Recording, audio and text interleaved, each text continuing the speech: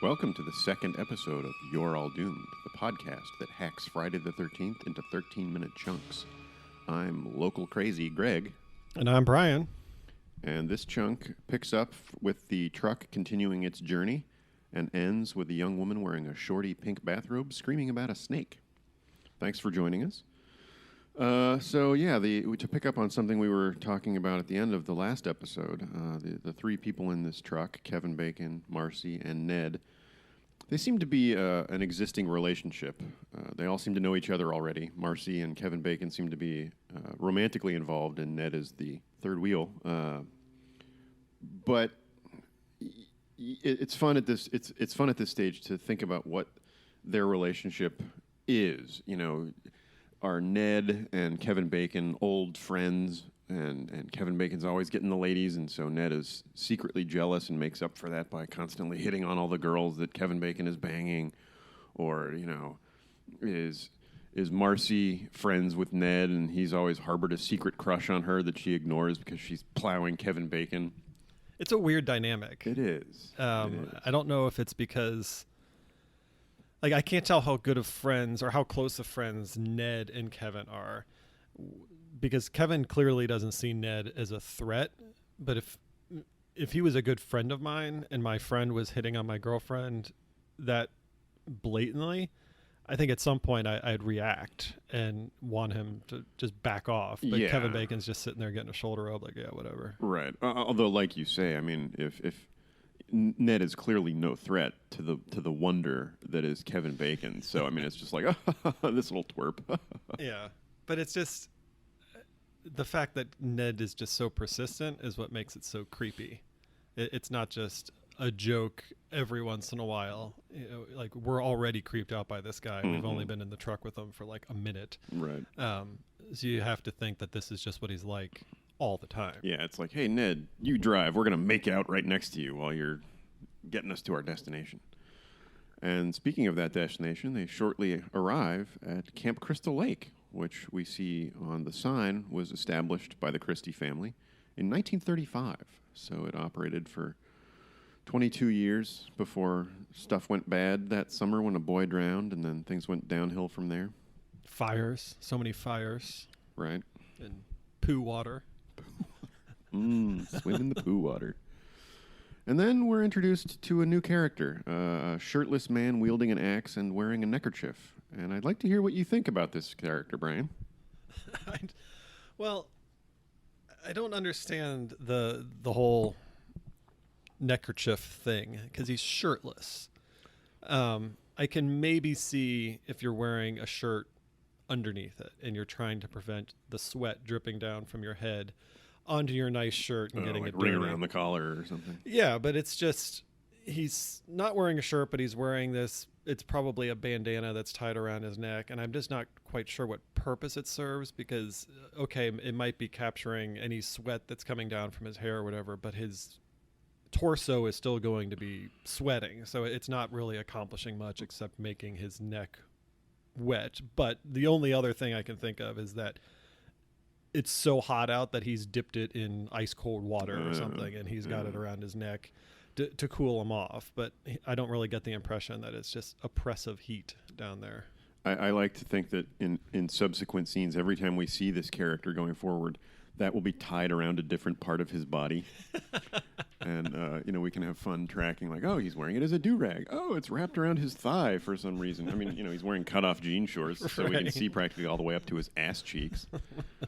But, so this is Steve Christie. He's the camp director and owner, ostensibly. And taskmaster extraordinaire. Seems like kind of a dick. A major dick. I mean, the pickup truck pulls up, and it's barely in park before Steve is barking orders at them to help him get rid of this stump. I don't know why it's so imperative that this stump be removed. Maybe that's where the truck is supposed to park and the stump is in the way. Possibly, but he just starts yelling at him, and he's like, hey, give me a hand over here. Get out. I need help. And then while he's yelling at them, he's also asking where Alice is. And As if they would know. Yeah, like, hey, dude, we just got here, and I don't even know who the hell Alice is, and he's just immediately comes off as an asshole. Yeah, I mean, you've got to assume maybe he met them once before to interview them for the job, or spoke to them over the phone or something, but it's possible that he's meeting them for the first time in person.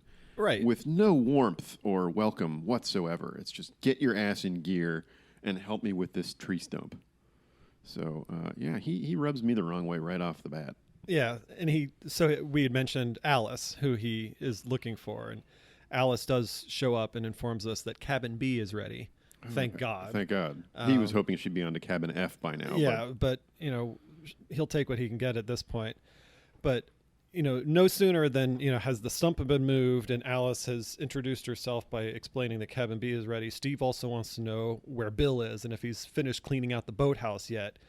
And Alice is like, I haven't seen him in half an hour, which makes it seem like it's the most unacceptable thing in the world. You know why, Steve? Because I've been fucking cleaning out cabin B. I don't know where the goddamn boathouse is. Right.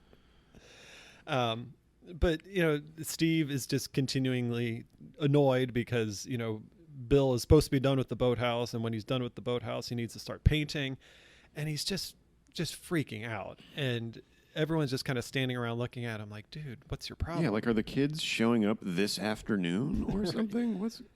Yeah, I think we find out later because I think it's Ned says, he's the voice of reason for once. And he actually says, but we've got 2 weeks, what's the rush? And that's what I don't understand either. It's like, if they had established like, hey, we got a late start because, the weather's been bad this summer and the kids are showing up in 2 days and we got a lot of shit to do.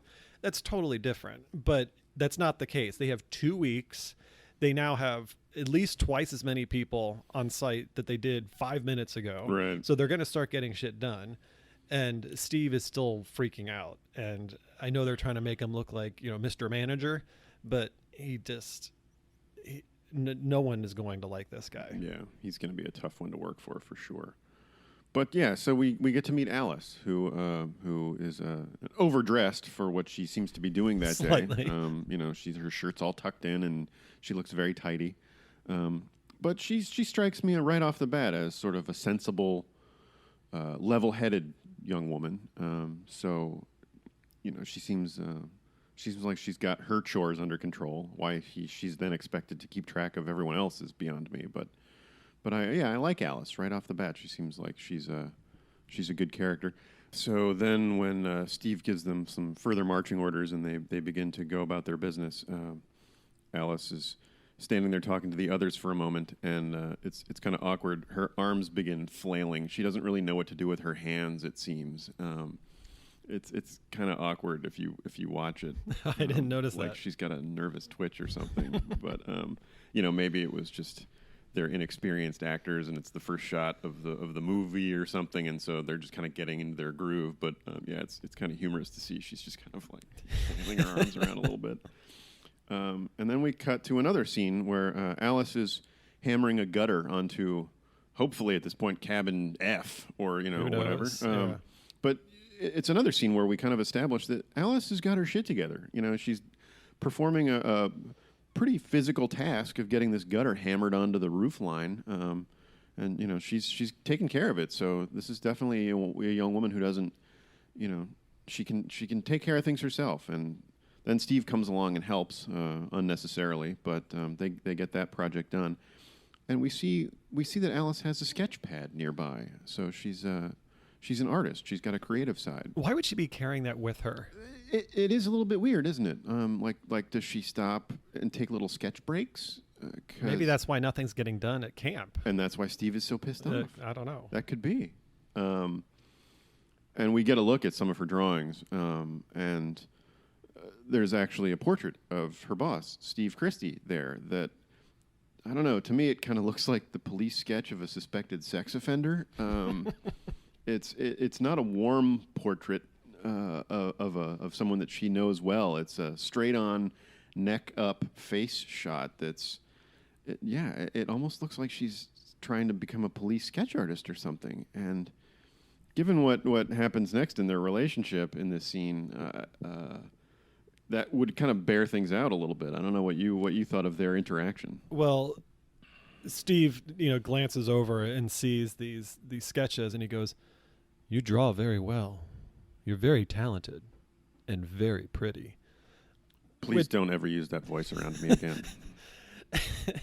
And Alice just kind of like brushes it off, and there's no chemistry between the two of them. I mean, from the word go, there's nothing. But so we don't know if this is an established relationship where he's just being sweet to her, or if he's trying to woo her. I can't really tell, but she mentions like she kind of just blows him off, and she's like, well, I may have to go back to California to straighten something out, which is pretty vague, and I have no idea why she would need to go back to California, because they're in New Jersey, and if the camp is opening in 2 weeks, then that's going to be slightly inconvenient. Do we know what the abortion laws in New Jersey at this time were compared to the abortion laws out in California? Yeah, I don't know what the deal is with that. I don't know if she has like family issues or if she's got another boyfriend back home. I don't really know, but she says something to Steve about giving it 1 more week, and I don't know if it means her and Steve or her working at the camp or whatever's going on back home in California. Like, she's going to see if it just blows over in a week, and then she's going to decide, but she's not exactly welcoming Steve's advances. No, and he asks for another chance, which, if they've been at this camp getting things set up, maybe for as long as a year, based on what we heard earlier, if Alice was there the whole time, God only knows what they could have been up to and what could have gone wrong. So I don't know. He seems really pleading and insistent, and he creeps me out in this scene. And then he touches her hair, and just don't ever do that unless you are married or in a committed relationship with a person. That's a creepy move. Yeah, especially since she doesn't seem to be. She doesn't want it. There's nothing about the scene that establishes that would be an acceptable thing to do. And there's no softening of. She's like, "Oh, Steve," there's nothing like that. It's very perfunctory and it's uncomfortable. So at this point, Alice runs down to the lake to, I presume, check on Bill to see if he's finished with the fucking boathouse yet. But as she's running down the lake, we get another first-person viewpoint of who we think is, the killer. The watcher. Yeah. But I think this is probably the most effective point of view that we've seen in the movie so far, because 1, it's in broad daylight, and 2, they're so close to the people that they're watching, and no one seems to see that they're hiding behind the tree. However believable that is, it seems like it would be very difficult not to see this person hiding behind a tree. Ridiculous that no one sees this person standing next to a tree watching them, but okay, we'll go with it for the sake of this movie. Yeah, but I think that's why it works, is like, holy shit, they're that close and no one can see them. And it's really creepy to think that someone could be that close to you and watching you and have no idea that it's happening. Yeah, and that's actually something that I really have always loved about this movie and these movies. You and I grew up in a pretty wooded area and played in the woods all the time, and it's fun and creepy to think that we could have been observed by someone close by and never seen them watching. That's highly likely.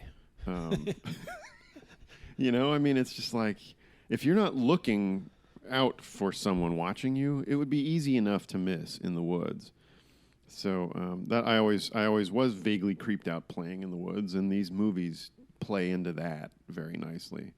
I mean, I remember one time when you and I were growing up, we grew up across the street from each other, and we went over to my house one night because I had a babysitter, and our babysitter was watching my little brother. Oh, that's right. And I don't know what we were doing, but we went over and we were peeking in the window of my house and saw my babysitter and my younger brother, and my babysitter picked up the phone And we find out later that she was calling your house to tell me to come home because it was late. It was like 9:15 or something.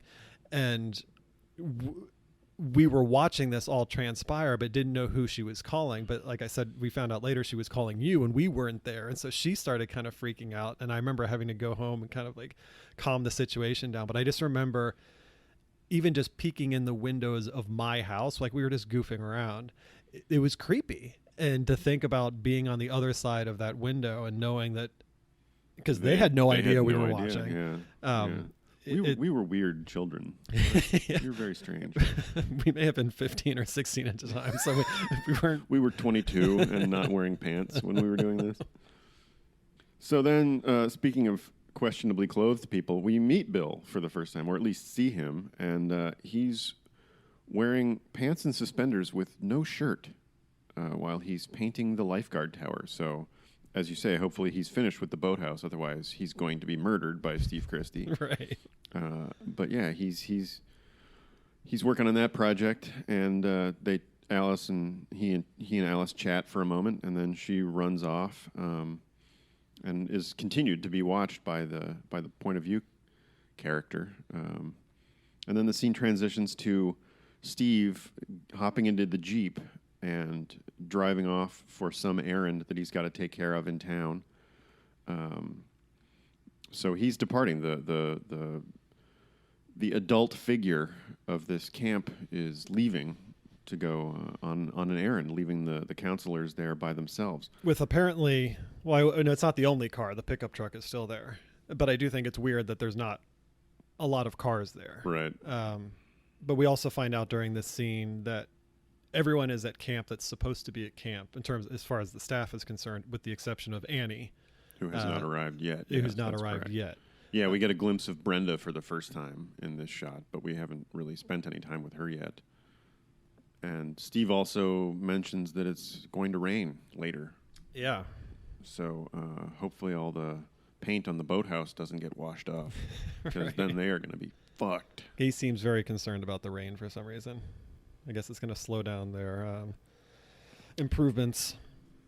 And then we cut away and pick up with Brenda, and she's down back to tidying up at the archery range, hanging what might be the shittiest looking archery target I've ever seen. It's a total mess. Yeah, can we talk about this camp for a little bit? Yeah. So Steve Christie is apparently investing $25,000 into this camp, which I would argue the entire camp doesn't cost $25,000. So I'm wondering where this money is going. And granted, they're just starting the improvement process, but I don't know, like, what are they possibly going to do? So we know they're repainting the boathouse. That's what, $20? Maybe. They removed a stump, which is free because he's doing it himself. Right. They were hanging all by himself. Right, because those other fuckers didn't show up in time. And then they're hanging the gutters. Maybe they had to buy the gutters. That's a couple $100. But I just don't know where all this money is going to go. Yeah, certainly not archery targets, because, I mean, I don't see how the kids are going to arrive and, like, oh, let's get out of the archery range. Oh, wow. This is great. I want to go home. Yeah, this place is kind of a shithole, and maybe at the end of 2 weeks it'll look like the brochure, but I highly doubt it. I think this place is going to be struggling for a long time. Yeah, but at least he's making an effort, I guess. But the camp needs a lot of work to convince me that this is a place that I would want to spend a few weeks of my summer or send my children. Right, exactly. So yeah, as Brenda is hanging this archery target, she has a little encounter with Ned, who, because he's your favorite character, I'd like to hear your description of Ned's behavior. So as she's standing directly next to the target, and I don't know really what she's doing. Admiring her handiwork? Yeah, she's just, standing there, and then an arrow whizzes by her and misses her by inches and lands on the target. And we find out that it's Ned that shot this arrow at her. And he thinks it's hilarious. And obviously she's mortified because she was almost killed by this dumbass. But I just don't understand at what point did Ned think that this was going to be a good idea? Like, I don't care if you're a trained sharpshooter. Like, that just never seems like it would be a good idea. It's very threatening behavior, even if you mean it, with the best of intentions. It's inappropriate. Yeah, and I don't even know how well he knows Brenda. Right. If they've been friends for like 30 years, not that it would excuse it, but like, well, okay. Good old Ned. Make the argument that he's maybe done this before. But as far as we know, they probably just met each other. It's very possible. And I don't think she reacts the way most people would have reacted to almost being killed. She just kind of screams and she's like, Ned, you're a butthead or whatever. And it's just, I don't understand what he's thinking. Yeah, that would definitely get things off on the wrong foot, let alone that he's put a feather in his hair in a very offensive, stereotypical portrayal of Native Americans. And then he launches into a Humphrey Bogart impression that's really almost as bad as Peter Brady's pork chops and applesauce.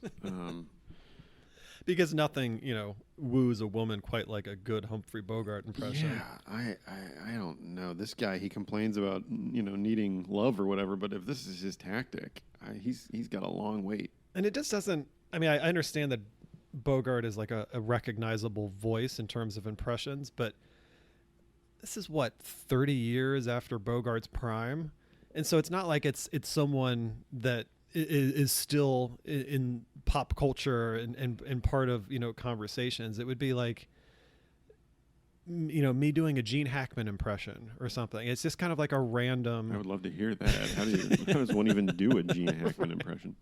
But it just seems so random, and I don't know again what he's trying to accomplish by doing this. So it's like, first I'm going to shoot an arrow at her and almost kill her, and then I'm going to do a Humphrey Bogart impression and just watch, because then I'm going to get laid. I'm going to go home and do both of those things and see how that goes with my wife. Please do. Report back. Yeah, I will score. So we're mercifully saved when it cuts away to a Jeep, presumably a different Jeep than the one Steve Christie was driving. And this Jeep pulls over and picks up a hitchhiker. And that hitchhiker is Annie. Yay. And she continues her habit of jumping into strangers' vehicles and then talking their ears off. Well, you know what? One thing before we get into what she's talking about, I thought it was interesting that she just got out of a car where she was lectured for 20 minutes about not going to Camp Crystal Lake. Do not do it. It's jinxed. People have died. Quit. There's poo water. There's fires. There's all sorts of things. And I feel like, even though she just kind of dismissed it, I feel like if I was going to get into another car right away, still going to Camp Crystal Lake, I would maybe ask that person, hey, what have you heard about this place? And maybe just get a second opinion. And then if that person also said, oh, yeah, I probably wouldn't go there if I were you, then maybe it would start to kind of sink in a little bit. But instead, she just dives right into her life story. Yeah, talking about how long she's dreamed of doing this and yammers on, and there's no response whatsoever from the driver. Yeah, we never see the driver. It's just the driver. Like first person, point of view. And which, that's interesting. It's the first person point of view. In the driver's defense, he or she never really gets an opportunity to get a word in edgewise. Fair enough.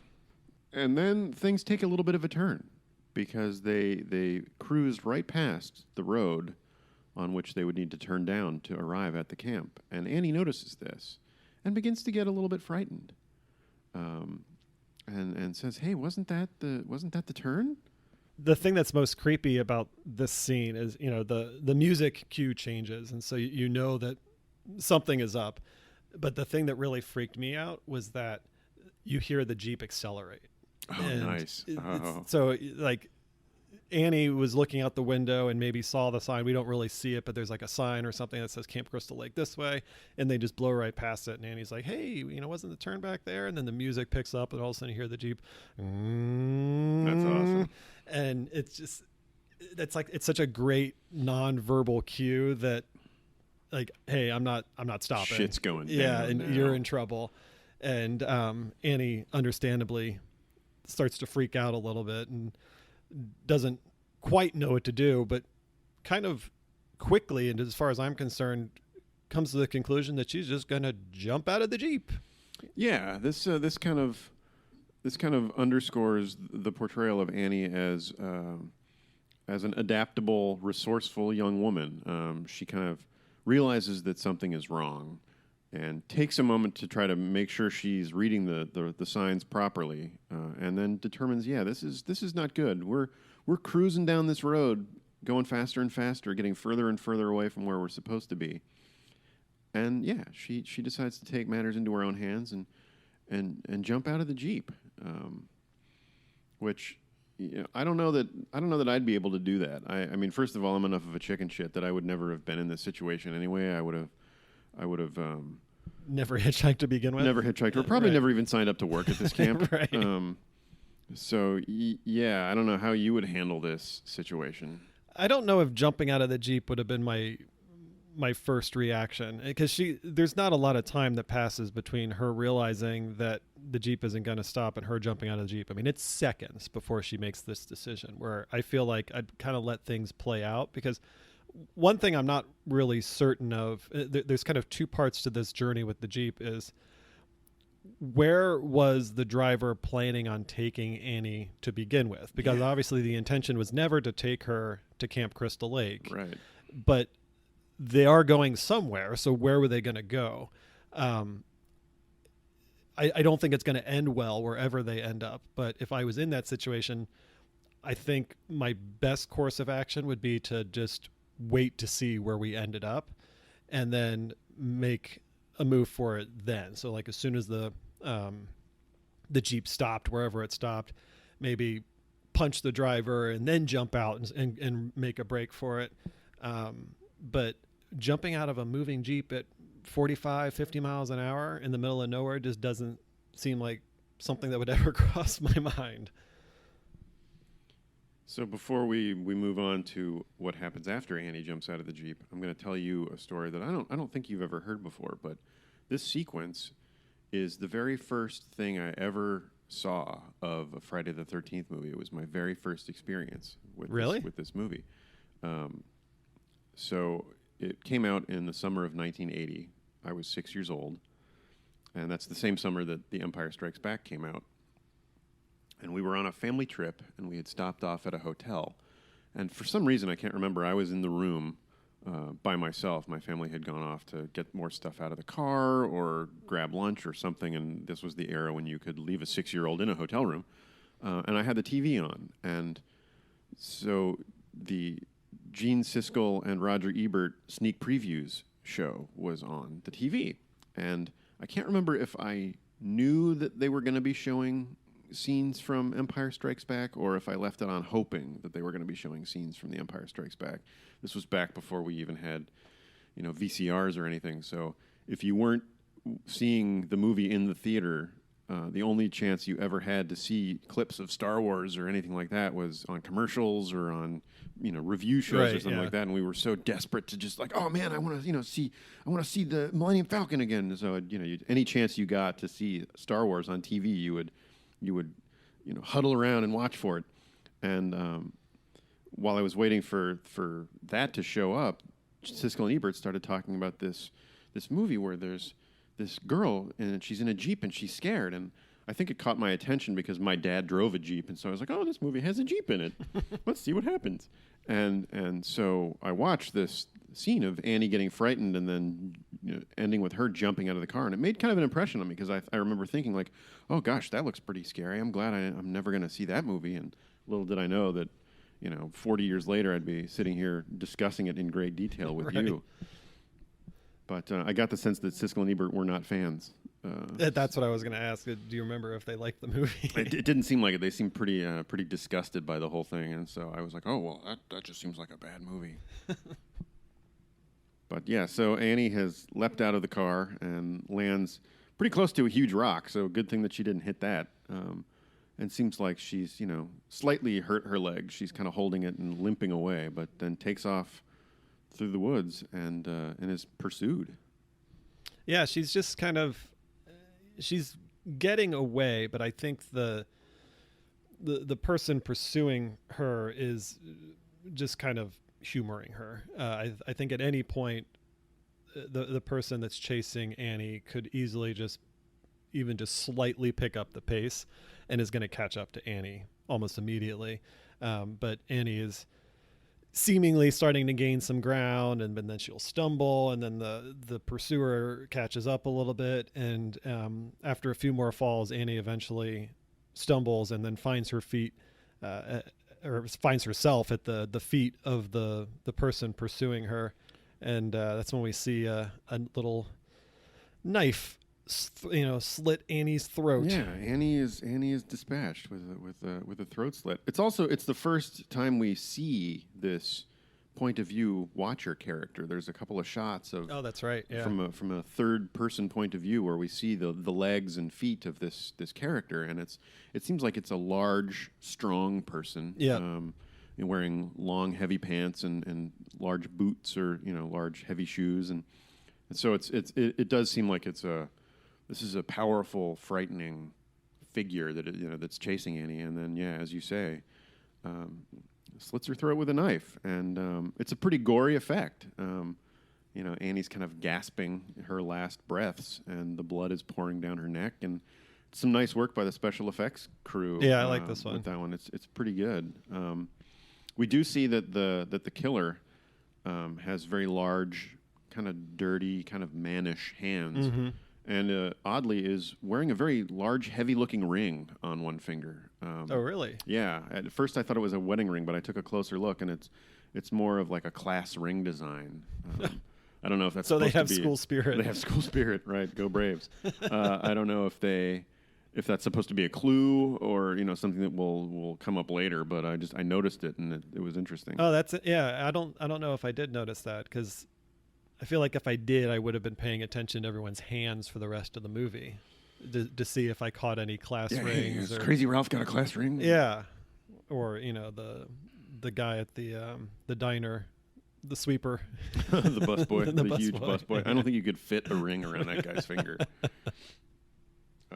So with Annie's dispatch, the screen flashes, kind of blast fades to white. Yeah, that was weird. We haven't really. The only other time we saw it was after Claudette died, but that was right before it went into the title screen for the Friday the 13th crashing through the glass.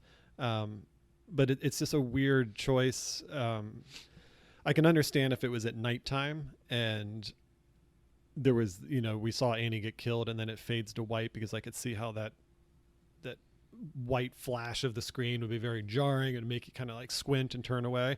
But it's daytime, so your eyes are already kind of adjusted for the light, and it just kind of happens. So I don't know if it's in there to maybe hide like something that goes wrong with the effect at the very end or something, where there's like they're just trying to hide a little flaw by washing out the screen rather than cutting away right away. But it's weird. It doesn't ruin the moment for me. It's just kind of a strange creative choice. I could see that being something that no one in the theater even noticed, because I'm betting that this kill got a pretty big reaction. Oh yeah, and there was probably a lot of screaming and covering of eyes, looking and stuff. away. So, yeah. But you're right; it was a strange stylistic choice. Farewell to Annie. She was played by an actress named Robbie Morgan. Yep. She's married to Mark L. Wahlberg, not of the Funky Bunch. He's I think he's currently the host of the Antiques Roadshow, but you've probably most definitely seen him as the host of other random reality things game and show kinds of things. Very recognizable, but they've been married for a long time, I think since the 80s. So they've got a good relationship, and she seems to have recovered nicely from having her throat slit. So that's good. She went on to appear in an episode of The Fall Guy. I love that show. I love that theme song. So, yeah, good for her. But haven't seen much of her since, so we wish her well. Then we cut back to the camp. None of these counselors have really established themselves as being cool guys and girls, at least not yet.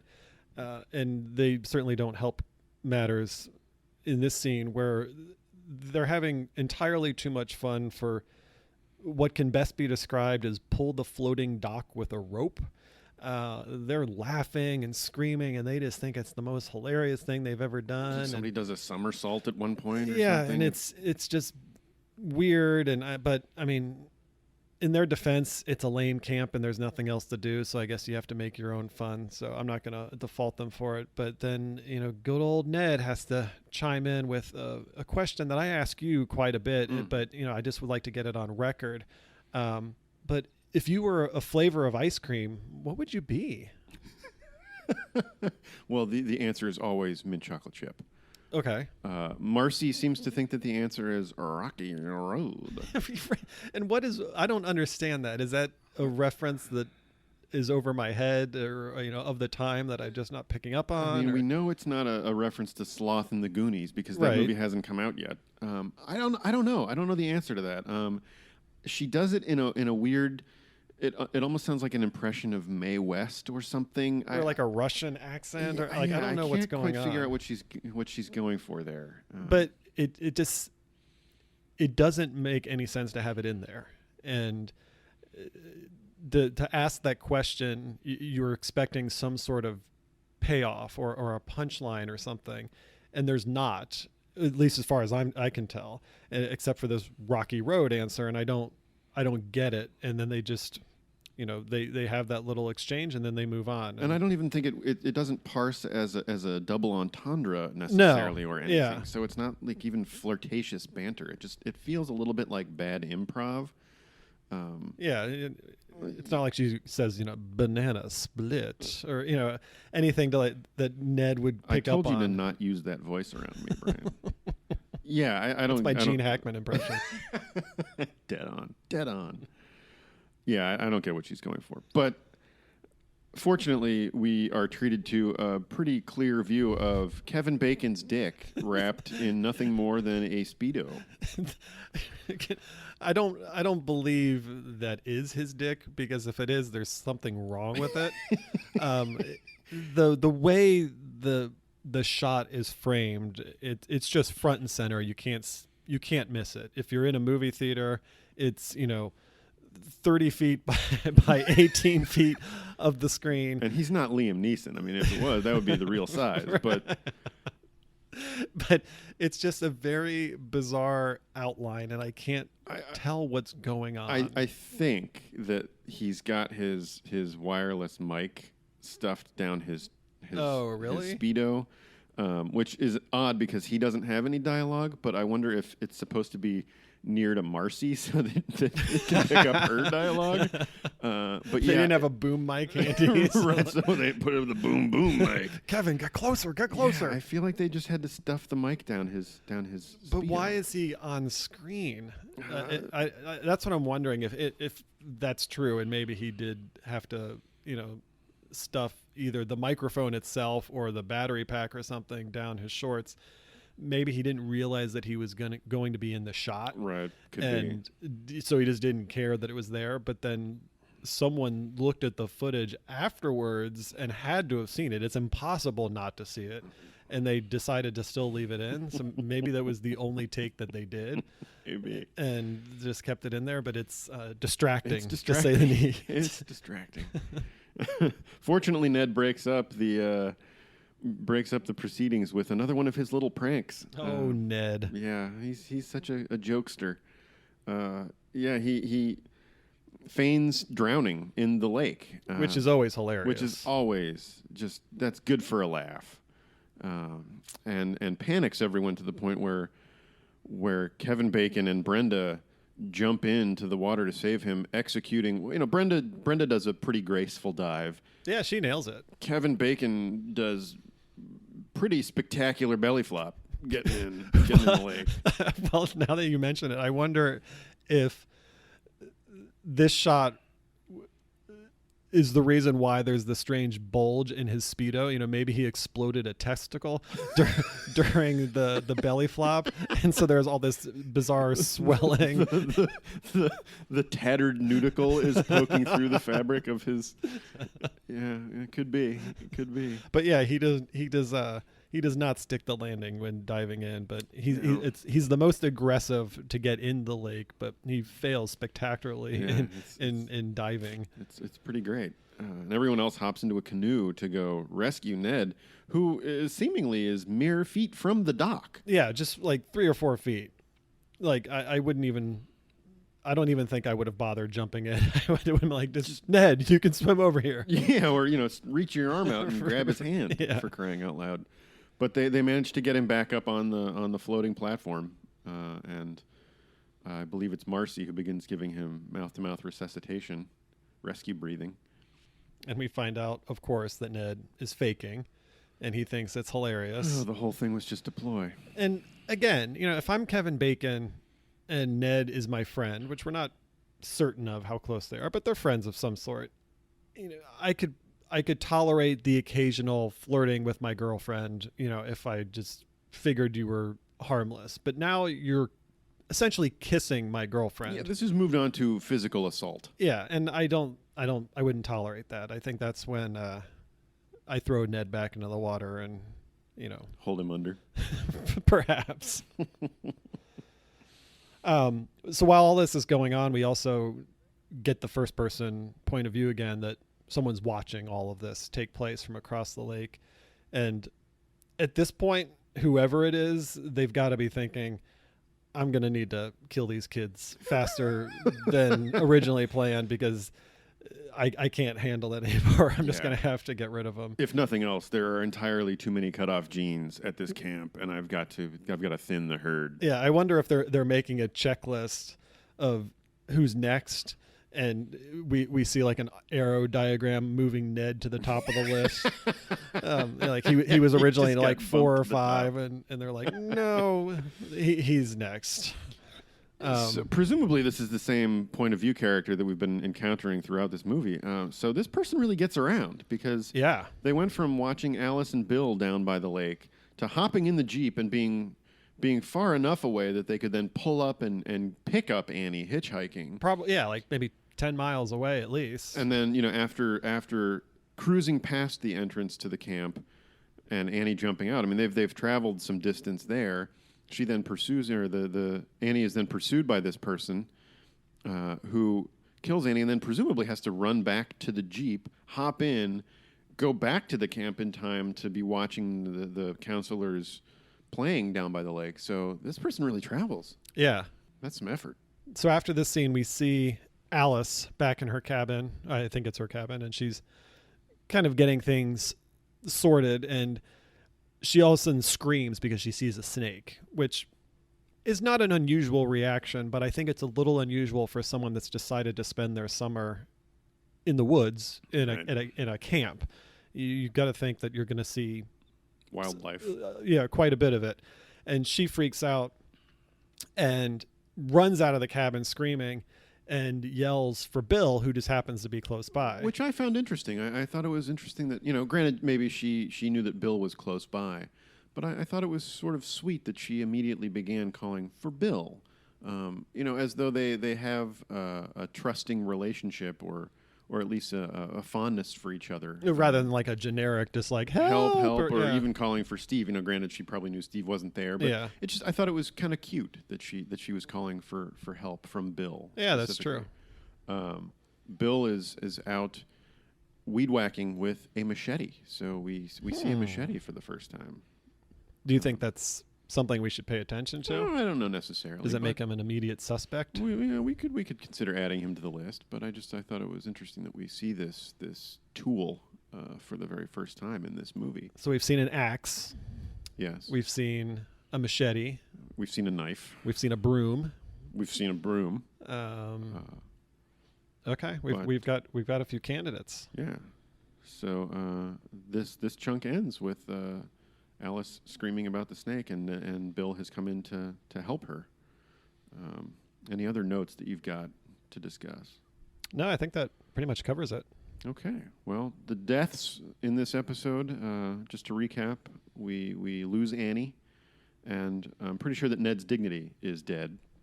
I would argue that Ned never had any dignity. That's a fair point, but yeah. So then we also, our list of suspects to this point are the busboy, Crazy Ralph. Definitely the busboy. It's probably the busboy, Crazy Ralph, and I'm going to add Steve Christie to the list, mainly because he just seems really intense and creepy, and he's holding an axe the first time we see him. He's definitely got the most aggressive attitude that we've seen so far. Of all the suspects. He's angry. He seems angry. Yeah, so I think that pretty much wraps up this episode. Be sure to check us out on Facebook and Twitter and Instagram, YAD Podcast. And until next time, I'm Brian. I'm Greg. And you're all doomed.